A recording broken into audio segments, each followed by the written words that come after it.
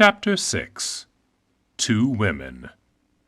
Conventional wisdom holds that biracial people suffer from a kind of two-ness. The idea is that each race disqualifies them for the other so that they end up with no home in either race. This is a stereotype made for melodrama, and some of the first commercially successful black writing was based on the tragic mulatto. An example is the beautiful young woman who passes for white and marries the scion of a wealthy white family, only to have a dark-skinned relative turn up and give her away. Then, of course, tragedy and banishment. She is left to live a loveless life in some no-man's land between the two racial worlds. Out of this ignominy, she becomes either a chaste schoolmarm or a woman available to many men. Tragic mulatto stories would not work today because no part of society is really closed to mixed-raced people.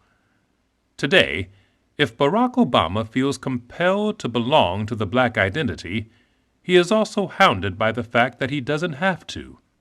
He has the option of simply fashioning a life for himself in the broad American mainstream. If he became a broker in Manhattan, say, with a house in Connecticut and a wife who was Brazilian or Japanese or black or white, no one would care.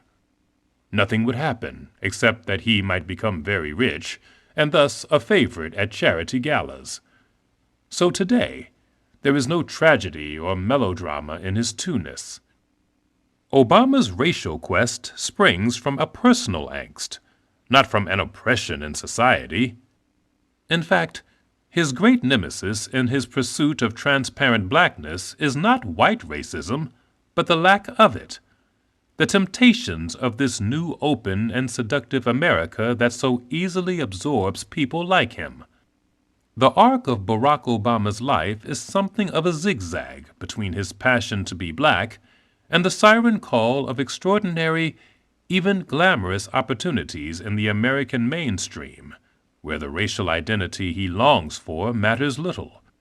He moves from being a college militant to a researching job at a New York consulting house to community organizing work in Chicago to Harvard Law School and then back to Chicago to practice civil rights law. Blackness does not tempt him away from the mainstream. Rather, the mainstream tempts him away from blackness. Two women in his early life embody these mainstream temptations. Joyce is a young woman Obama encounters in college just as he is launching an all-out and amazingly self-conscious crusade to realize his black identity. He says, "To avoid being mistaken for a sellout, I chose my friends carefully.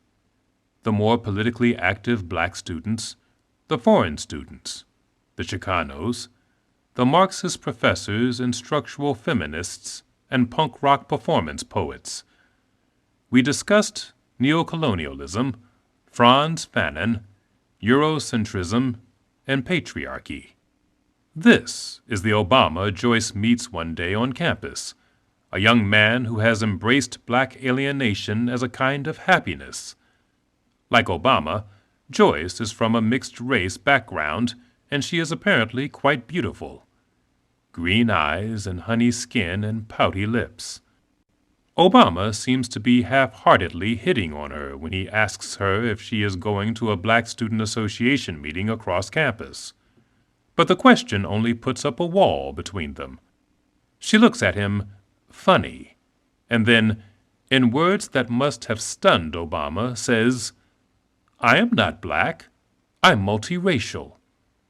She tells him that her father is Italian, the sweetest man in the world, and that her mother is African, French, and Native American.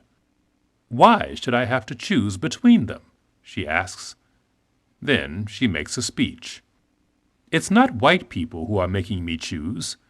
Maybe it used to be that way, but now they're willing to treat me like a person. No, it's black people who always have to make everything racial. They're the ones making me choose. They're the ones who are telling me I can't be who I am." Joyce opposes blackness out of the same determination to claim an identity that drives Obama to embrace blackness. Essentially, she does not accept the one-drop rule, one drop of black blood making a person black. This rule was conceived in slavery to keep the white race pure by making sure that mixed-race slaves, from the dalliances of slave owners with slave women, could not become white. Thomas Jefferson's slave mistress, Sally Hemings, was only 1/4 black, and her children only 1/8, yet all were kept as slaves. If this rule is absurd on its face, Joyce's rejection of it, even today, stands as radical. We still live by slavery's insistence that people be either black or white, that race and color correspond to slavery's great dichotomy between free men and slaves. Joyce feels oppressed by this anachronism, and she is determined to build her identity in opposition to it. But Obama is bent on establishing his black credentials, and he condescends to poor Joyce. He is determined to distance himself both from her and from his own mainstream American past. Above all, he wants not to associate with blacks like himself, blacks from integrated backgrounds and good preparatory schools who are at ease in the American mainstream. Yet in the long run, these self-imposed restrictions are unsustainable. The fact is that Joyce represents a remarkable new option in American life, one that will always seduce Obama when the sacrifices of being black become too much. This new option derives from something Joyce said. White Americans are willing to treat me like a person.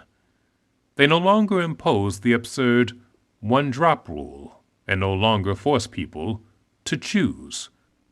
Racialism, she says, is now the province of blacks who, like the old slave owners, press people to definitively choose.